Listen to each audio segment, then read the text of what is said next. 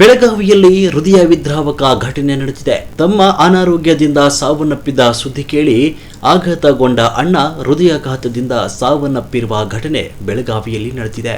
ಅನಾರೋಗ್ಯದಿಂದ 16 ವರ್ಷದ ಸತೀಶ್ ಬಾಗನವರ್ ಮೃತಪಟ್ಟಿದ್ದ.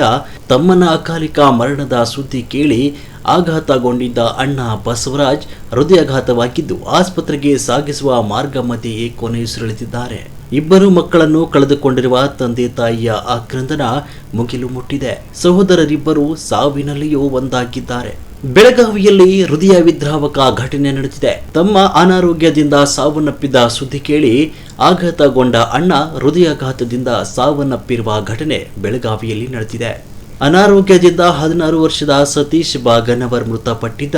ತಮ್ಮನ ಅಕಾಲಿಕ ಮರಣದ ಸುದ್ದಿ ಕೇಳಿ ಆಘಾತಗೊಂಡಿದ್ದ ಅಣ್ಣ ಬಸವರಾಜ್ ಹೃದಯಾಘಾತವಾಗಿದ್ದು ಆಸ್ಪತ್ರೆಗೆ ಸಾಗಿಸುವ ಮಾರ್ಗ ಮಧ್ಯೆಯೇ ಕೊನೆಯುಸಿರೆಳೆದಿದ್ದಾರೆ. ಇಬ್ಬರು ಮಕ್ಕಳನ್ನು ಕಳೆದುಕೊಂಡಿರುವ ತಂದೆ ತಾಯಿಯ ಆಕ್ರಂದನ ಮುಗಿಲು ಮುಟ್ಟಿದೆ. ಸಹೋದರರಿಬ್ಬರು ಸಾವಿನಲ್ಲಿಯೂ ಒಂದಾಗಿದ್ದಾರೆ.